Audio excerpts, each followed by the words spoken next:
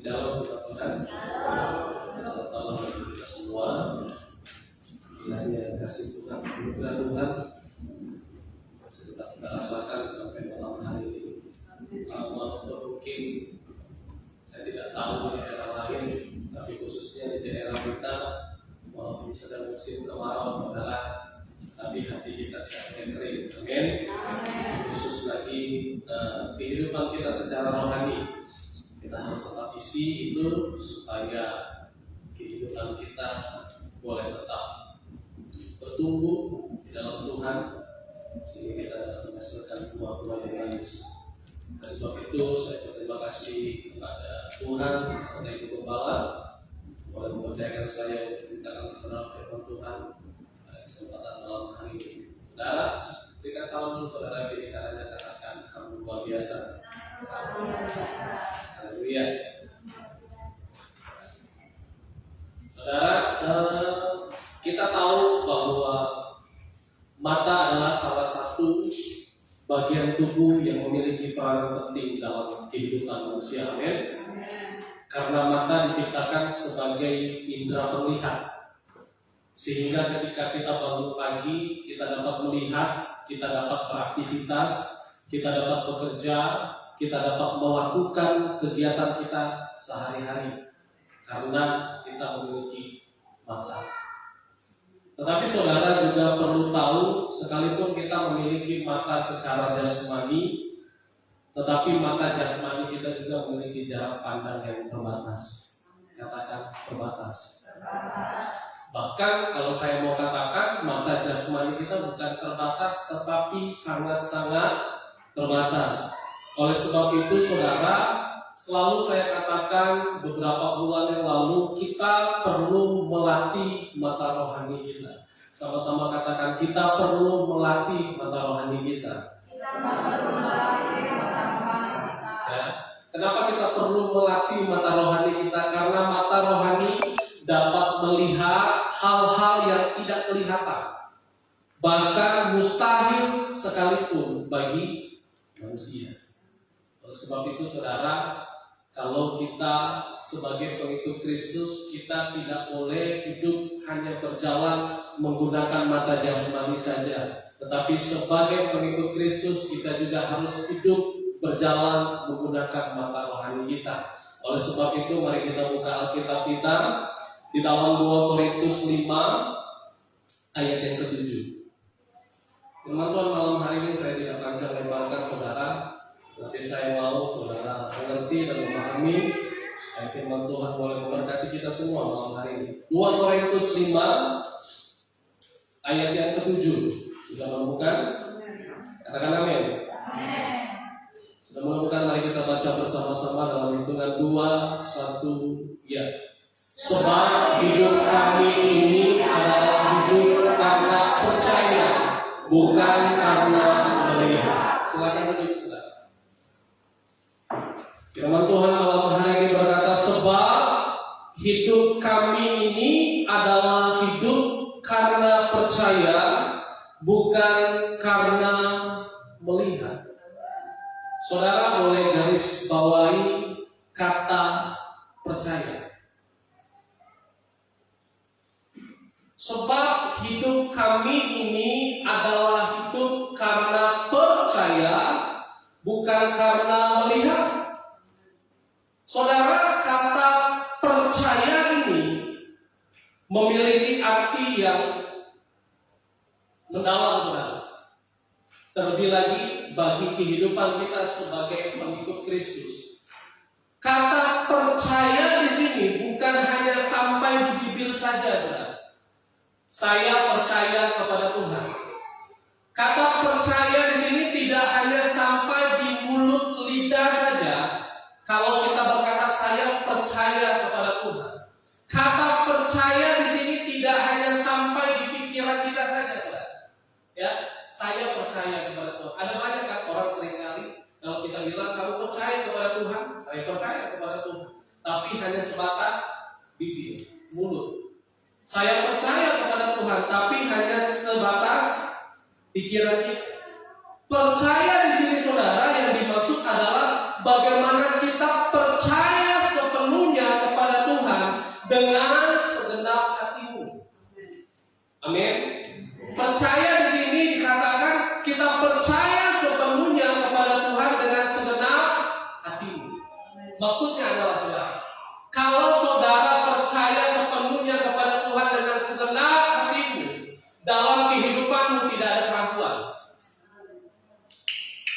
Itu percaya, saudara. Kalau saudara memang benar-benar sepenuhnya percaya kepada Tuhan dengan segenap hatimu, di dalam jiwamu justru tidak ada ketakutan.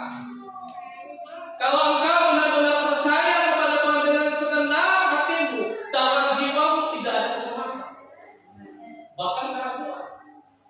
Tapi kalau kita bilang percaya sama Tuhan, tapi dalam kita masih ada keraguan, tapi dalam kita masih ada kecemasan, tapi dalam kita masih ada ketakutan, saudara belum percaya sama Tuhan. Dan ini arti percaya, saudara. Ya, jadi saudara perlu pahami. Percaya kepada Kristus artinya saudara percaya sepenuhnya dengan segenap hati kita. Dan Paulus katakan kepada jemaat-jemaat yang di Korintus, dia katakan, sebab hidup kami ini adalah hidup karena percaya, bukan karena melihat. Saudara, ketika Rasul Paulus menyampaikan firman Tuhan kepada orang-orang yang ada di Korintus, bagaimana Paulus, saudara, mengalami tekanan masalah yang begitu besar. Bukan hanya dari kelompok orang-orang Yahudi, tetapi Paulus juga mengalami tekanan, ancaman juga dari kelompok pengikut-pengikut Kristus. Karena kenapa, saudara? Karena waktu itu, saudara, di Korintus itu, saudara, ada banyak sekali pengajaran-pengajaran yang sesat. Bahkan Rasul Paulus sendiri dikatakan pengajar sesat juga, saudara. Karena kenapa, saudara? Karena di daerah Korintus, saudara, ada banyak ajaran-ajaran yang mengajarkan tentang Yesus, tapi sesat. Dan sebaliknya juga waktu Paulus hadir juga ada banyak orang bilang juga Paulus itu juga sesat. Tapi sekalipun ancaman, sekalipun badai, sekalipun tekanan datang dalam hidup Paulus, Paulus katakan, saya ini hidup karena percaya, saya ini hidup bukan karena melihat. Saudara, waktu Paulus sampaikan pesan ini kepada orang-orang yang ada di Korintus, saya ini hidup karena percaya, bukan karena melihat. Percaya yang disampaikan oleh Paulus seperti ini, saudara. Saudara tahu, masalah tekanan yang dihadapi Paulus ini, saudara, besar sekali. Paulus diancam, Paulus difitnah, berulang kali Paulus ingin dibunuh, berulang kali Paulus mengalami kelaparan, berulang kali Paulus mengalami aniaya, tetapi Paulus masih percaya. Ya, berulang kali Paulus diancam, dibunuh, kelaparan, aniaya, bahkan hal-hal yang menakutkan datang dalam hidup Paulus. Saya katakan, Paulus tetap percaya. Dan ini saya katakan, saudara, ketika Paulus percaya sama Tuhan, tidak ada keraguan sama sekali dalam hidup Paulus. Tidak ada ketakutan, bahkan tidak ada kecemasan. Makanya, saudara, ada pujian berkata, apa yang dapat memisahkan dari kasih-Mu Kristus? Aniaya, penderitaan, kelaparan, tidak ada satupun. Dan bagaimana saudara lihat, percaya dari Paulus bukan hanya sekedar di bibir dan pikiran saja, tapi percaya yang dialami oleh Paulus melalui kedalaman hatinya. Sehingga waktu Paulus dalam ancaman, waktu Paulus dalam kelaparan, waktu Paulus berulang kali dalam kematian, tanpa sehelai pun, saudara, Paulus tidak merasa takut, saudara. Paulus tidak merasa bimbang, saudara. Paulus tidak merasa cemas. Karena kenapa? Karena pada dasarnya dia percaya sepenuhnya kepada Tuhan. Kalau saudara percaya sama Tuhan, saudara masih takut, saudara belum percaya. Kalau saudara percaya sama Tuhan, saudara masih bimbang, saudara belum percaya. Kalau saudara masih cemas menghadapi masalah hidup saudara, saya katakan memang secara manusia itu wajar, saudara. Tapi tidak wajar, saudara, kalau saudara cemas terus. Saudara sudah baca firman Tuhan, saudara takut. Saudara sudah datang ke gereja dengan firman Tuhan, saudara masih cemas. Saudara masih takut. Saudara sudah melayani worship leader, main musik, saudara masih bimbang, saudara masih takut. Artinya apa? Saudara hanya percaya di bibir dan pikiran saja. Kalau saudara percaya dari hati saudara, secara otomatis saudara tidak akan takut. Karena kenapa? Karena saudara tahu Tuhan yang ada di depan saudara. Tuhan yang membela kehidupan saudara. Saudara, kalau kita dengar firman Tuhan, pakai pikiran kita, lama-lama kita jadi tahu. Amin. Kalau kita dengar firman Tuhan, ya, renungkan firman Tuhan setiap hari dengan pikiran kita, lama-lama kita jadi sok tahu, saudara. Tetapi berbeda, saudara, waktu saudara renungkan firman Tuhan, dengar firman Tuhan, pakai hati saudara, saudara jadi orang percaya. Ya, jadi saudara, kalau saudara mau percaya sama Tuhan, bahkan malam hari ini, saudara mau percaya ketika saudara mendengar firman Tuhan, pakai hati, saudara. Jangan pakai pikiran saudara, jangan pakai logika saudara. Bisakah Tuhan menolong? Sanggupkah Tuhan memberkati? Sanggupkah Tuhan menyembuhkan saya? Semakin banyak saudara pakai pikiran saudara, lama-lama saudara jadi orang sok tahu. Tapi akan berbeda kalau saudara pakai hati. Lama-lama saudara jadi percaya. Bilang kepada kita, percaya kepada Tuhan. Nah saudara, berjalan dengan iman seringkali berlawanan dengan apa yang kita lihat dengan mata jasmani. Amin. Waktu kita berjalan dengan iman, seringkali itu akan berlawanan dengan apa yang kita lihat dengan mata jasmani. Karena mata jasmani saudara selalu melihat bahwa tidak ada kepastian di depan, tidak ada harapan di depan, tidak ada jalan di depan, tidak ada masa depan. Bahkan itulah yang dilihat dengan mata jasmani kita, saudara. Kalau hidup kita selalu memakai mata jasmani kita, maka kehidupan kita bisa menimbulkan hal-hal yang negatif. Kekhawatiran mulai timbul, kecemasan mulai timbul, kekecewaan mulai timbul, ketakutan mulai timbul, bahkan keputusasaan mulai timbul. Tapi saudara, saya katakan saudara perlu latih mata rohani kita, saudara. Karena apa? Saudara kalau berjalan menggunakan mata jasmani terus, saudara akan capek sendiri. Karena tujuan saudara nanti tidak jelas, saudara. Kemana saudara akan berakhir? Tapi kalau saudara berjalan melatih mata rohani saudara akan temukan hal-hal yang luar biasa di dalam Tuhan. Amin. Oleh sebab itu saudara tahu satu contoh Alkitab Musa. Waktu Tuhan perintahkan Musa untuk membawa bangsa Israel keluar dari tanah Mesir, bagaimana di dalam perjalanan Musa bersama orang-orang Israel, bagaimana Musa harus menghadapi jalan buntu, saudara. Ya, Musa melihat di depan ada lautan yang luas, mereka tidak dapat menyeberangi laut tersebut. Di sebelah kanan kiri mereka bukit, dan di belakang mereka itu pasukan orang-orang Mesir, saudara, yang ingin membunuh mereka. Secara mata jasmani Musa bersama dengan orang-orang Israel, hidup mereka akan berakhir, saudara. Tidak akan ada jalan keluar, tidak akan ada harapan, tidak akan ada keselamatan. Ketika Musa memandang di sekelilingnya tidak ada jalan keluar, saudara, cara pandang Musa dengan cara pandang orang-orang Israel beda, saudara. 1:jutaan, saudara. Ini orang Israel ini bukan 100-200 ribu, saudara, jutaan, saudara. Ya. Bagaimana orang-orang Israel waktu itu berseru kepada Musa, Musa, apakah karena tidak ada kuburan, engkau membawa kami ke tempat ini untuk mati? Lebih baik kami kembali ke tanah Mesir jadi budak, jadi kacung, daripada kami harus mati di tempat ini. Saudara lihat, ya, bagaimana kehidupan dari orang Israel dan dengan kehidupan Musa ini berbedanya luar biasa. Orang yang percaya sama Tuhan dengan orang yang tidak percaya sama Tuhan itu beda.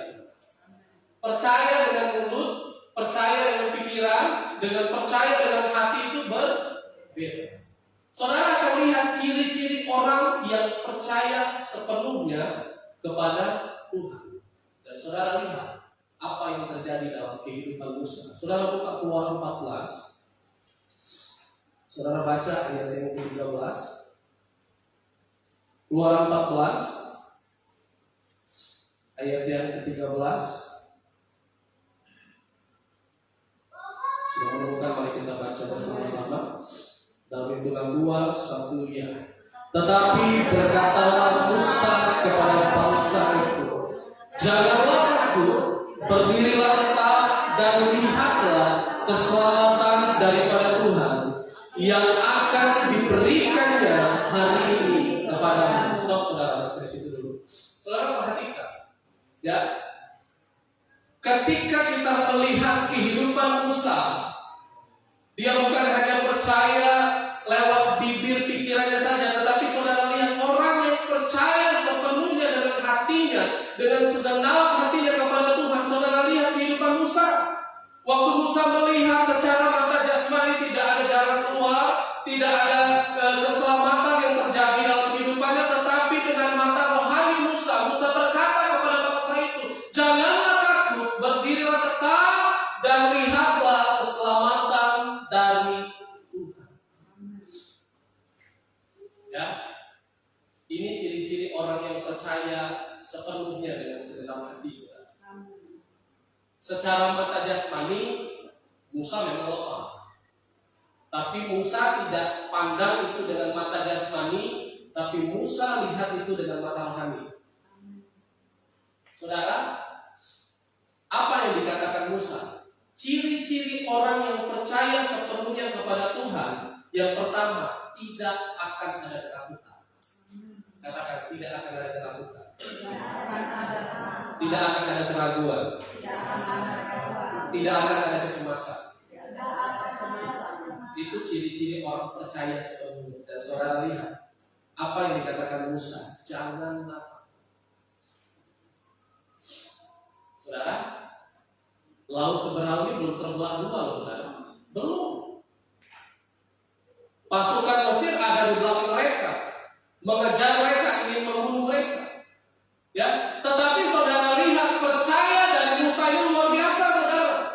Sekalipun dia tidak melihat mukjizat terjadi, sekalipun dia tidak lihat ada jalan keluar, sekalipun dia tidak pernah terfikirkan bahwa laut Teberau ini akan terbelah menjadi dua, tetapi ketika Musa percaya menggunakan mata rohaninya dan dia katakan janganlah takut. Ini ciri orang percaya sepenuhnya dengan Tuhan, jangan takut. Sekalipun mukjizat belum datang, sekalipun jalan keluar belum ada, saudara, tetapi Musa katakan janganlah takut. Dan dikatakan selanjutnya, berdirilah tetap dan lihatlah keselamatan dari Tuhan. Halo saudara, masalah yang kita hadapi tidak lebih besar dari masalah yang dihadapi oleh Musa. Tetapi saya mau katakan saudara, belajar percaya sepenuhnya kepada Tuhan dengan apa yang dimiliki oleh Musa.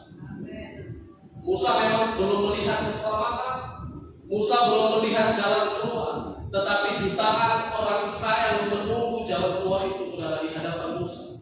Dan Musa katakan cuma satu hal kepada orang Israel, jangan, tetaplah berdiri teguh dan lihatlah keselamatan dari Tuhan. Amin. Ini yang saya katakan saudara, kalau kita percaya harusnya tidak ada ketakutan lagi. Memang kita ini manusiawi saudara. Saya mau bilang sama saudara, memang kita manusia wajar takut, wajar kita gelisah. Tapi kalau saudara sudah dengar firman Tuhan, saudara sudah berdoa, saudara sudah menyembah sama Tuhan, ngapain saudara masih takut? Apalagi saudara sudah dipenuhkan oleh Roh Kudus, kenapa saudara masih bimbang? Saudara lihat apa yang dialami oleh Musa. Mukjizat belum terjadi, jalan keluar belum terlihat, tetapi dengan iman Musa katakan jangan takut, tetaplah berdiri teguh dan lihatlah keselamatan dari Tuhan. Saya tahu saudara, hampir semua kita yang hadir malam hari ini pernah merasakan apa yang dialami sama Musa. Saudara kira jadi orang percaya itu gampang saudara? Tidak gampang, tidak mudah saudara. Kita ini berdiri di tengah-tengah bangsa saudara. Kita ini orang-orang minoritas saudara. Ya, masalah usaha, masalah pekerjaan, masalah keluarga, itu masalah-masalah itu pasti selalu datang dalam hidup kita. Saudara pernah mengalami kan? Dengan iman saya, sekalipun pekerjaan belum datang dalam hidup saya, dengan iman pasti Tuhan. Amen. Tuhan tolong sembuhkan anak saya, dengan iman Tuhan pasti sembuhkan. Amen. Tuhan tolong buka jalan Tuhan untuk kuliah anak saya, untuk pernikahan anak saya. Tuhan buka jalan, dengan percaya kita kepada Tuhan, Tuhan pasti memberkati. Haleluya. tapi tidak langsung jadi, saudara. Itulah yang namanya iman. Bertahun-tahun saudara ibadah, bertahun-tahun saudara berdoa, bertahun-tahun saudara merenungkan firman Tuhan, saudara tetap setia. Sekalipun janji itu belum datang, dan kita belajar dari kehidupan Musa. Sekalipun jalan keluar Tuhan tidak kasih lihat, tetapi Tuhan juga lihat, wah ini Musa yang luar biasa. Ini Musa luar biasa. 1 banding jutaan orang Israel, tidak salah saya pilih Musa jadi pemimpin. Kita ini saudara, di tengah-tengah keluarga kita ini jadi pemimpin masing-masing. Ya, bukan hanya pria saja jadi pemimpin sebagai imam, tapi semua kita ini jadi pemimpin secara rohani, saudara. Makanya saudara, kita ini dilatih. Jangan saudara latih mata jasmani terus, saudara. Lama-lama saudara capek. Saudara juga perlu latih mata rohani saudara. Yang tidak mungkin jadi mungkin. Yang tidak mustahil jadi mustahil. Hanya dapat saudara lakukan ketika saudara berjalan menggunakan mata roh. Dan firman Tuhan katakan, yang akan diberikannya hari ini kepada, dan firman Tuhan katakan, Musa katakan, sebab orang Mesir yang kamu lihat hari ini tidak akan kamu lihat lagi untuk selama-lamanya. Perhatikan saudara kalimat terakhir, Tuhan akan berperang untuk kamu dan kamu akan diam saja. Saudara lihat kehidupan Musa itu luar biasa. Musa itu bilang kepada orang Israel, Tuhan akan memberikan kemenangan dalam kehidupan kita. Tuhan akan berperang untuk kamu dan kamu akan diam. Tapi orang Israel masih tidak percaya sekarang. Ya, tidak masalah saudara. Orang lain menghina kita, tidak masalah orang lain merendahkan kita. Namanya kita hidup dalam dunia, pasti saudara, dihina, direndahkan, tidak dihormati, itu hal yang biasa. Tetapi jangan sampai Tuhan yang ada dalam hidupku direndahkan. Jangan sampai Allah yang ada dalam kehidupan kita direndahkan sama orang lain. Kalau Allah dalam hidup kita direndahkan sama orang lain, saudara harus tunjukkan Allah mana yang lebih hebat. Allah mana yang lebih besar dalam kehidupan kita. Sama halnya yang dialami oleh bangsa Israel. Sebelum Tuhan tunjukkan mujizat, iman Musa yang luar biasa, saudara. Tuhan akan berperang untuk kamu dan kamu akan diam saja. Dan saudara lihat apa yang terjadi waktu Musa memperkatakan imannya ke hadapan orang-orang Israel. Tuhan katakan kepada Musa, Musa, angkat tongkatmu, ulurkanlah tanganmu ke atas laut dan belahlah laut itu. Dan akhirnya apa yang terjadi? Terbelahlah laut itu sehingga orang Israel berjalan di tengah-tengah laut yang kering. Sehingga mujizat terjadi waktu apa? Waktu Tuhan mendengar iman Musa. Saudara lihat, saudara. Ya, laut saja saudara dengan iman itu dapat terbelah jadi dua. Apalagi pergumulan saudara yang tidak lebih besar dari laut Teberau yang terbelah dua itu, saudara. Ya, jadi saudara, kita ini memang setiap hari selalu dilatih. Saudara mau percaya atau tidak percaya, masalah kita ini levelnya ini makin berat. Saya alami itu, saudara. Waktu saudara berhasil menghadapi masalah ini, waktu saudara terima masalah baru, sebenarnya masalahnya bukan makin rendah, masalahnya lebih naik lagi, saudara. Sebenarnya tujuannya Tuhan mau latih iman saudara. Waktu Tuhan latih iman saudara melewati masalah yang lebih besar, melewati pergumulan yang lebih besar, Tuhan lihat seruan saudara, Tuhan lihat doa saudara, Tuhan lihat kesetiaan saudara. Saudara akan dibuat Tuhan tercengang-cengang. Kok bisa Tuhan buat seperti ini? Kok bisa Tuhan bukakan jalan seperti ini? Ya, bukan karena Tuhannya hebat saudara, tapi karena saudaranya hebat. Kenapa saudara masih mau setia sama Tuhan? Kenapa saudara masih mau taat sama Tuhan? Tuhan bisa melakukan apa saja dalam kehidupan kita. Yang jadi masalahnya kita mau tidak mengerjakan apa yang Tuhan mau kerjakan dalam hidup kita. Dan ini bicara tentang iman, saudara, tidak mudah, saudara. Setiap kita semua punya pergumulan masing-masing, saudara. Dan saya mau katakan, mari saudara belajar dari hidup Musa. Jangan melihat segala sesuatu dengan mata jasmani. Lihatlah segala sesuatu dengan mata rohani. Ada banyak saudara orang seringkali mengecilkan saya. Allah tidak mungkin. Allah tidak bisa. Saudara, waktu orang mengecilkan kita, waktu orang merendahkan kita, memang hal itu bisa buat kita nangis. Tapi saudara jangan berlarut-larut nangis. Saudara harus tunjukkan bahwa Tuhan kita itu Tuhan yang bela kita. Makanya kan ada pujian, Allah yang bela. Siapa lawannya? Lebih dari pemenang dalam segala hal. Ku yakin dapat melakukan semua. Yesus yang beri kekuatan, terpujilah namanya. Amin. Amin. Kalau kita tidak pernah direndahkan orang, bagaimana kita melihat kuasa Tuhan? Amin. Kalau kita tidak pernah dikucilkan orang, bagaimana kita mau melihat mujizat Tuhan terjadi dalam hidup kita? Dan oleh sebab itu, saudara, latih mata rohani kita. Kita kepada kita latih mata rohani kita. Amin. Saya tahu saudara, mungkin ada di antara saudara yang sudah menerima mujizat Tuhan. Itu sebenarnya bukan main, saudara ya. Tapi nunggu mujizat itu lama. Hidup kita ini saudara seperti naik gunung, saudara. Ya. Naik gunung itu kan capek saudara, letih sekali naik gunung itu saudara ya.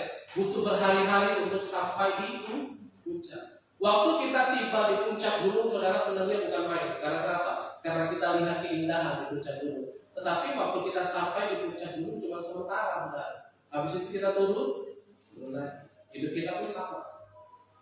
Ya, kadang-kadang waktu kita menerima berkat itu lama sekali menunggunya. Waktu kita terima berkat itu, wah senangnya bukan main. Waktu kita selesai terima berkat, masalah ada lagi. Pergumulan ada lagi. Karena kenapa? Sama seperti naik gunung. Naiknya susah, di atasnya sebentar, turunnya susah. Hidup juga sama saudara. Mau terima berkat Tuhan, susah. Tapi masalahnya juga banyak. Mau naik jabatan juga susah. Ya, mau bangun usaha yang besar juga susah. Paling setiap bulan terima gajinya enak, habis itu masalah lagi.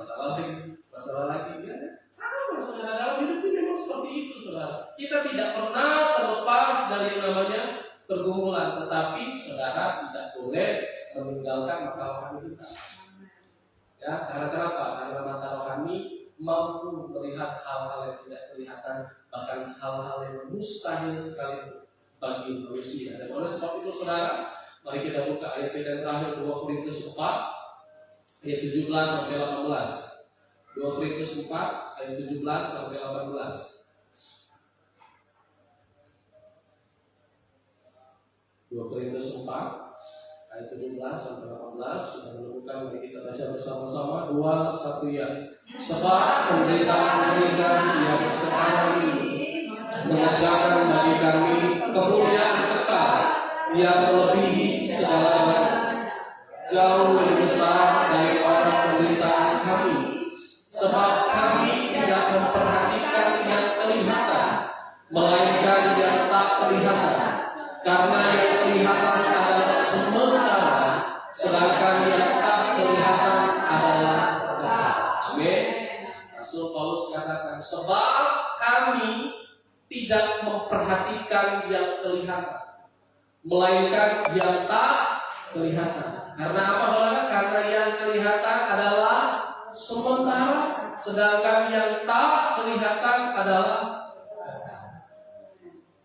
Paulus saudara dalam perjalanan hidupnya dia tidak pernah memperhatikan hal-hal yang kelihatan, melainkan Paulus selalu memperhatikan hal-hal yang tidak kelihatan, yaitu hal-hal yang kekal. Maksudnya seperti ini saudara. Waktu saudara pandang suami kita setiap hari, ataupun kita pandang istri kita setiap hari, lama-kelamaan juga kan akan berpisah dengan saudara. Ya, tidak selamanya. Kita urus anak kita dari kecil sampai besar, suatu saat juga kita akan berpisah dengan mereka. Karena mereka kuliah, karena mereka sudah berkeluarga, bekerja jauh, dan lain sebagainya. Apalagi hal-hal yang kecil dalam dunia saudara, kayak mobil, motor, rumah, segala hal yang kita miliki ini cuma sementara. Dan Paulus sangat memahami sekali saudara apa yang dia hadapi. dalam kehidupannya sebagai orang percaya.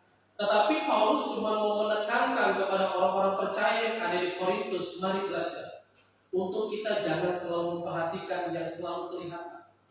Coba kalian selalu memperhatikan hal-hal yang tidak kelihatan, yaitu hal-hal yang rohani, yang di dalam Tuhan. Dan itu yang selalu Paulus kejar dalam hidupnya. Sekalipun Paulus tidak menerima hal-hal yang baik ketika dia ada dalam dunia, tetapi Paulus tahu bahwa ada hal yang baik yang menunggu, menanti hidupnya, yaitu kerajaan surga. Amin. Ya, karena firman Tuhan katakan segala hal yang ada dalam dunia ini kan penuh dengan pencuri. Dan barang bisa hilang, benda bisa hilang, harta uang kita pun bisa hilang. Tetapi saudara, yang perlu kita perhatikan dalam hidup kita, bagaimana kita terus membangun hubungan kita dengan Tuhan. Ya, Paulus selalu bilang bangun hubungan doa kita sama Tuhan. Dan hal itu jadi hal yang utama dalam pribadi kita masing-masing kepada Tuhan. Supaya apa? Supaya saudara dapat memandang hal yang tidak kelihatan. Saudara, orang yang rohani itu saudara kadang-kadang ngomongnya itu suka ngawur. Ngawur itu dalam arti ini, wah aku tuh dapat mimpi loh dari Tuhan, suatu saat nanti ya Tuhan akan angkat kamu, suatu saat nanti hal yang besar akan terjadi untuk kamu. Orang-orang yang di dalam Tuhan itu saudara kadang-kadang kalau ngomong itu ekspektasinya tinggi-tinggi sekali. Karena kenapa? Karena dia sedang bercerita hal-hal yang mungkin bagi manusia tidak mungkin, tapi bagi hidup dia pasti mungkin. Karena kenapa? Karena dia dekat sama Tuhan. Amin. Jadi saudara, mari saudara bangun kehidupan kita dalam Tuhan. Sekali lagi saya katakan, percaya saudara sama Tuhan.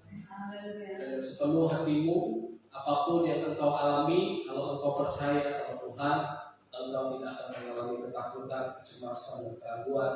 Tapi Tuhan, tapi engkau akan melihat bagaimana pertolongan Tuhan pasti akan datang dalam setiap kehidupan saya dan saudara. Nah, sebab itu mari kita bersikap berdoa kita kepada Tuhan.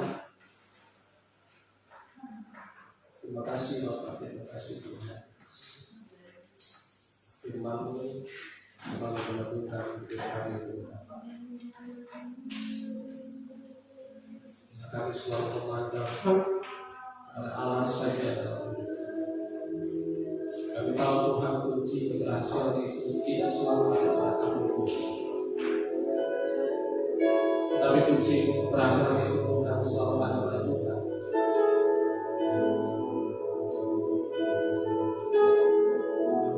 Kami tahu Tuhan kami perlu Tuhan mengisi